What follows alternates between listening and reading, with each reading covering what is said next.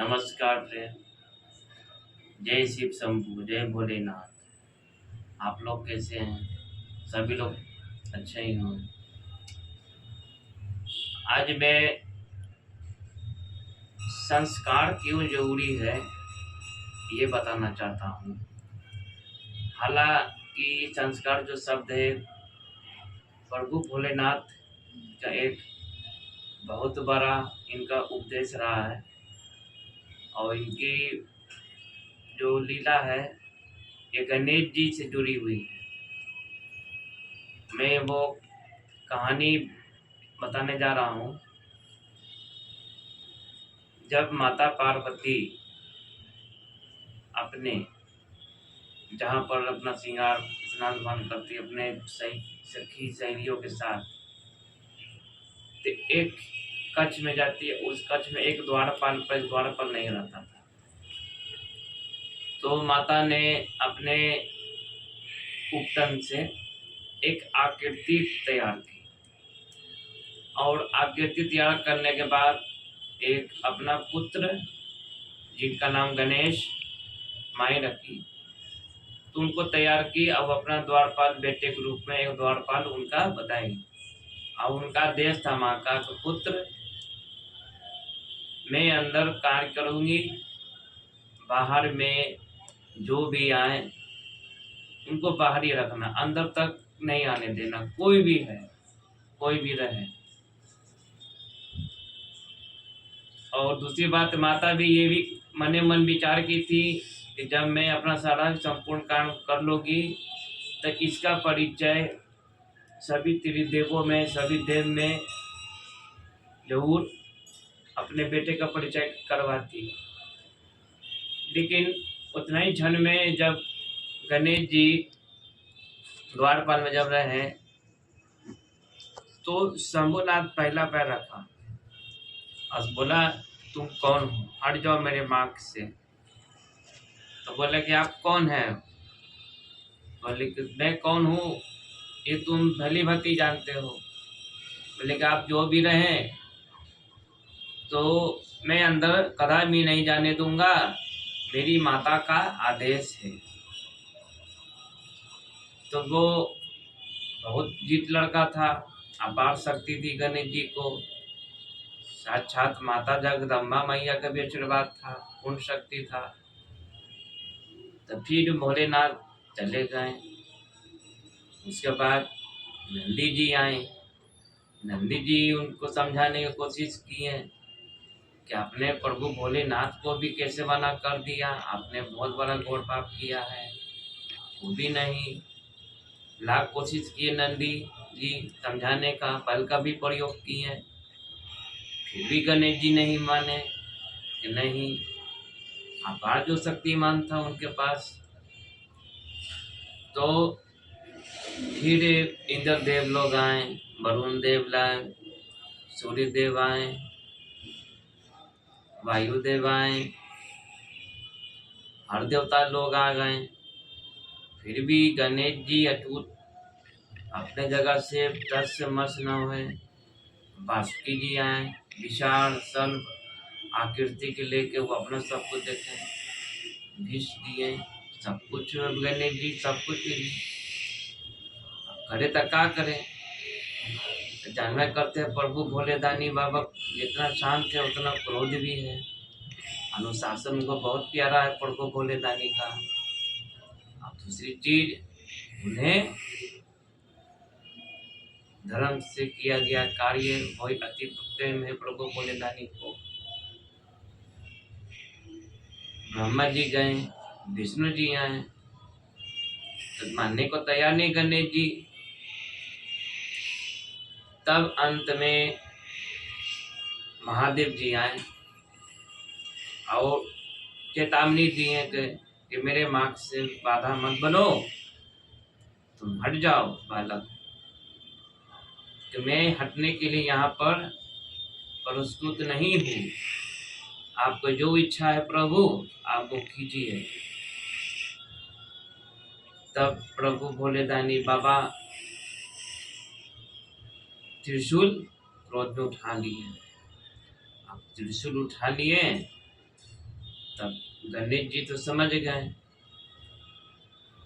लेकिन वो त्रिशूल का प्रहार उनके गर्दन पे चला, इसीलिए उनका गर्दन अलग हो गया। जब जैसे ही त्रिशूल जब गया तब माँ माँ करके गणेश जी को बोलते हुए वो समझिए कि उसी जगह पर अंत होगा। तब जैसे जगदम्बा माता अपने पुत्र के नाम कुछ चिल्लाते हुए सुनी, तुरंत बाहर आई। सारे देवगण लोग घेर के खड़े थे।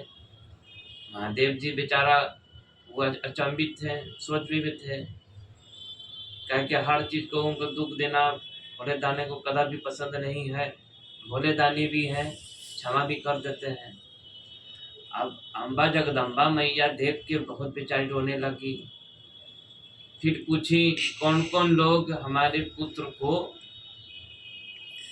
ये करने का साहस किया, दुख पहुंचाने का साहस किया। सब कोई अब जानता है कि माँ तो परम शक्ति है, आदि शक्ति है। कहीं विकराल रूप दुर्गा मैया को रूप लेके ना ले ली, कहीं ना वो भी अपना तांडव करने लगी काली जी के लेके। हर तरह के सब चुप्पी चुप्पी धले। तो अंत में भोले दानी बाबा स्वीकार किए कि उमा प्रिय, ये जो भी घटना घटित हुई है हमारे त्रिशूल से हुई है। तो भोलेनाथ आप इन्हें कैसे किए दिया, ये हमारा पुत्र था। तो भोले क्या आपको मालूम नहीं था? बोले तो सब कुछ मैं जानता हूँ, लेकिन तुमने गणेश जी को संस्कार नहीं दिया, अपने से बड़े को। लेकिन प्रभु मैं तो ये कार्य करने वाली थी, लेकिन आप तो अंतर्यामी सबके स्वामी हैं। अब क्या किया जाए, आप तो सबको जानते थे। लेकिन आपने जैसे मेरे पुत्र को मृत्यु दिया है, उसी तरह उसको जीवन भी देना पड़ेगा। भोले दानी है तो कहे कि प्रिय देवी पार्वती, मेरे त्रिशूल से कटा हुआ सर नहीं टूटता। तो ब्रह्मा जी विष्णु जी बोले कुछ तो महादेव ऐसा तो कुछ उपाय बताएं। बोले कि हाँ उपाय है। उत्तर दिशा में जिसका भी सर हो, किसी भी चीज का जो पहली नजर पड़े, जो माता से विपरीत दिशा में कोई भी को सोया हुआ हो तो उसका सर लेके चलता। तब गए, खोजते खोजते खोजते खोजते उनको एक हथिनी का बच्चा मिला। तो अब क्या करते, अब विष्णु जी वही लेके चल गए।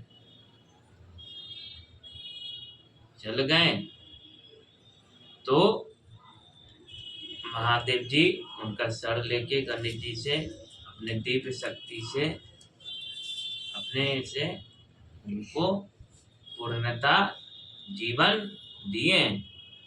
उसी दिन से जब गज का मुख उनके धड़ से लगा, इसीलिए उनको गजानंद भी कहा जाता है। और गणेश गणेश प्रथम नाम है, गजानंद उसे महादेव जी सबको मिलकर उसको गजानंद नाम दिया। और जब पुत्र आए तो फिर बोले कि आप तो हमको त्रिशूल चढ़ाए थे, सब तो गणेश जी को याद था। और तब प्रभु महादेव बोले कि मैं तुम्हारा पिता हूँ, अपने बारे में बताएं सब कुछ। तब गणेश जी स्वीकार किए, बोले कि तुमने अपने मामा जी विष्णु सहित और ब्रह्मा जी से, मुझसे, सभी देव लोग से तुमने बहुत निंदा किया उन लोग को। ये अच्छी बात नहीं होता है पुत्र। तो उसमें सारा संस्कार प्रभु दिए, सबको पहचान करवाए, सब कुछ किए।